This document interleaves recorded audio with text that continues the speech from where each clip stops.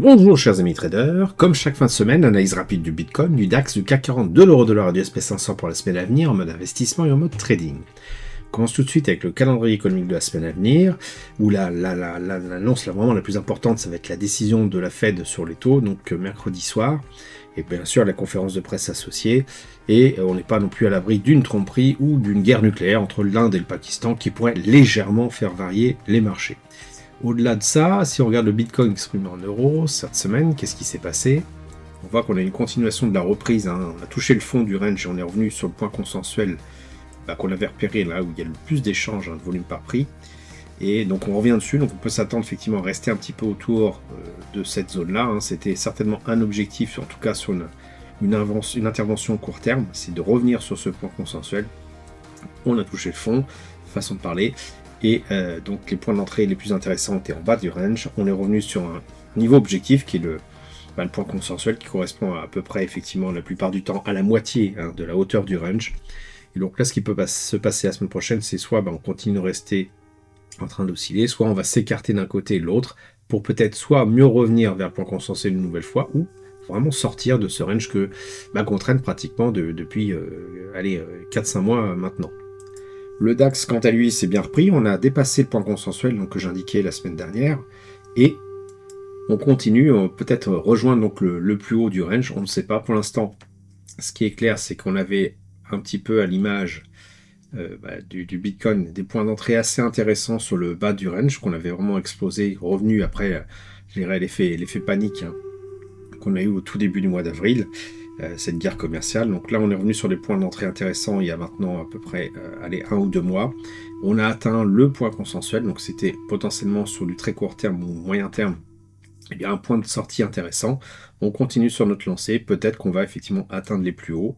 Ce qui était, en tout cas, dans mon scénario initial, c'était une sortie par le haut de ce range-là.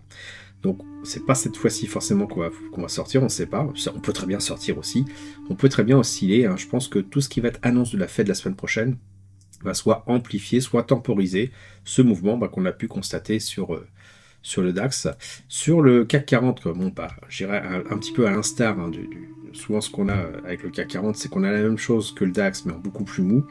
Là, c'est pareil, c'est plutôt la semaine passée, parce que si je regarde en unité de temps weekly, on voit que c'est plutôt la semaine passée qu'on avait rejoint le point consensuel, donc ici. On l'a dépassé aussi également. Maintenant, comme le CAC est un peu plus mou, on a un range qui a une amplitude beaucoup plus grande.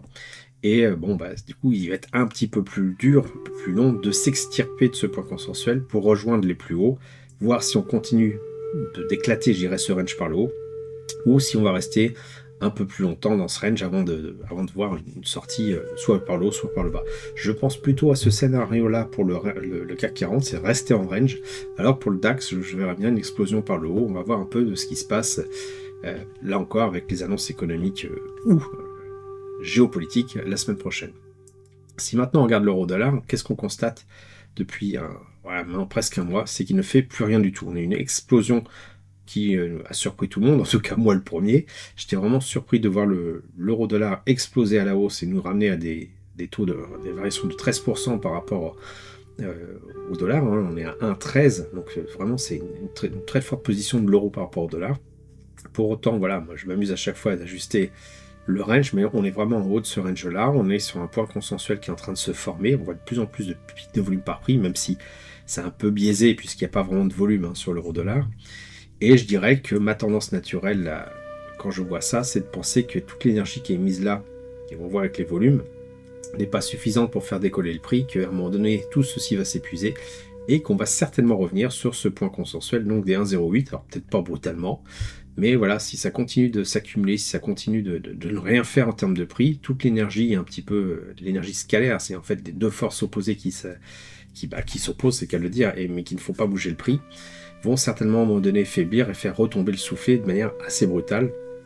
Encore une fois, soit par le haut, soit par le bas, mais je envisage plutôt un retour vers le bas, donc pourquoi pas aux alentours des 1,08, mais certainement pas la semaine prochaine, moi vraiment qu'il y ait un gros souci au niveau géopolitique. Donc plutôt un affaiblissement de l'euro par rapport au dollar, en tout cas cette hausse-là me paraît un peu compromise. Et il faut, je pense, de toute façon, attendre aussi de voir ce que va annoncer la Fed la semaine prochaine pour voir si ça peut orienter tout simplement le prix à la hausse ou à la baisse, c'est quand même surtout les différences de taux entre la monnaie euro et les différences de taux de la zone dollar qui font bouger le prix dans un sens ou dans l'autre. Et là, on voit bien qu'avec l'incertitude, il se passe strictement plus rien depuis un mois maintenant. C'est assez même angoissant, je dirais. Il faut vraiment rester prudent sur une explosion de la volatilité qui pourrait arriver assez rapidement, en tout cas peut-être même dès la semaine prochaine. Enfin, si on regarde le SP500, on voit que lui aussi il a repris du poil de la bête. On a rebondi sur ce creux de volume par prix qui était maintenant tracé depuis un petit moment. On le connaissait, on l'avait testé avec de belles mèches qui faisaient vraiment peur.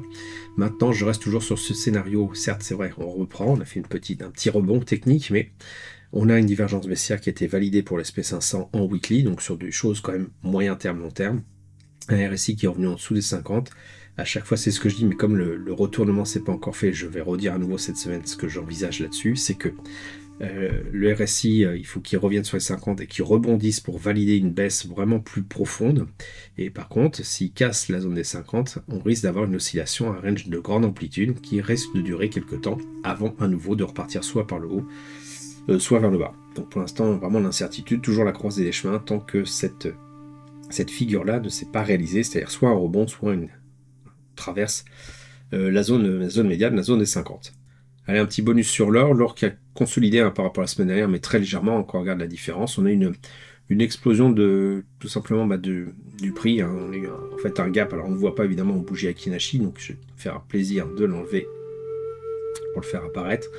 On a eu un gap, alors ça c'est le GBS, donc c'est pas super non plus très liquide, mais on a eu un gap qui a été comblé et pour l'instant on est en train de faire de la latéralisation, de continuer avec un léger penchant pour même un début de correction.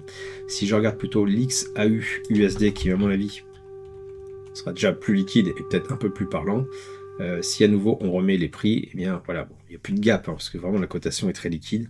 Mais on voit bien effectivement que cette hausse ici a été très vite corrigée. Il est rare de voir vraiment des bougies Akinashi d'une couleur avec la clôture qui se trouve en dessous du corps de la bougie Akinashi. Donc vraiment une volatilité importante. Et bien là on l'a eu et de la consolidation qui suit tout à fait saine. Alors faut pas s'inquiéter non plus que ça parce qu'on a des points consensuels qui sont, voilà, on les voit ici. C'est vraiment XAUUSD. Et qu'on peut s'attendre certainement à un rebond quand on va arriver, on est dessus, sur la zone, voilà, c'est magique, à chaque fois c'est pareil, quand on arrive sur un creux de volume par prix, et bien comme de fait, soit on traverse, soit on rebondit, et là il y a fort à parier qu'on rebondisse, c'est que on rejoigne peut-être dès la semaine prochaine, bien les 3306 dollars pour l'XAUUSD, assez rapidement, donc à voir ça la semaine prochaine. En tout cas, on a quelque chose qui est toujours haussier, ça vient même un petit peu de l'exponentiel, si on regarde vraiment en weekly. On est en train de voir vraiment une courbe qui s'éloigne de plus en plus des moyennes mobiles, qui est en train vraiment de sortir des sentiers battus. C'est vraiment de l'exponentiel. À voir la semaine prochaine avec cette histoire de décision sur les taux, voir aussi si au niveau géopolitique ça se calme.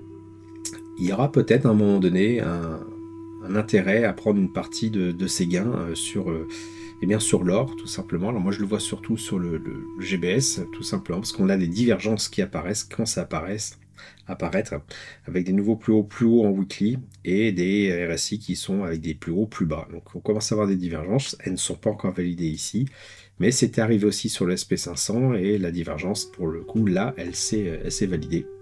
Donc méfiance, tout ce qui monte finit à un moment donné par redescendre. Pour l'instant on n'y est pas encore, mais peut-être que c'est le moment de garder un œil vraiment sur ce type de divergence qui pourrait nous amener des surprises sans qu'on s'y attende forcément. Et un autre indicateur aussi, c'est quand tout le monde commence à parler de l'or qui explose aux informations chez le coiffeur ou autre, c'est qu'en général, ça va pas durer très longtemps non plus.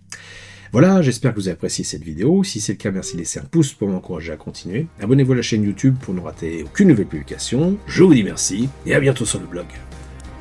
Quand j'ai commencé le trading, ce n'était pas pour gagner des millions d'euros, me pavaner en voiture de luxe à Dubaï et vivre une vie de jet set. Bien au contraire. Mon objectif était tout autre, c'était avant tout de pouvoir être serein, pas besoin d'être millionnaire pour ça. Non, moi je voulais juste être autonome et ne dépendre de personne pour faire mes choix de vie. Ce que je voulais, c'était pouvoir aller en bord de mer, me balader dans la forêt, me réchauffer au coin du feu dans ma petite maison, sans avoir à craindre de ne pas pouvoir payer le prochain loyer. Un objectif simple, puissant et réellement atteignable à la fois. Cet objectif, je suis en train de l'atteindre. J'ai ma petite maison pas très loin de la mer, elle est payée et ne me coûte pas très cher en entretien. Mon activité de trading me fournit une partie de ce dont j'ai besoin pour vivre. Pour le reste, J'ai encore une activité professionnelle, mais elle me sert plus à épargner qu'à vivre. Si vous souhaitez savoir comment je m'y prends pour gagner de l'argent avec le trading, je vous invite à vous inscrire sur le blog.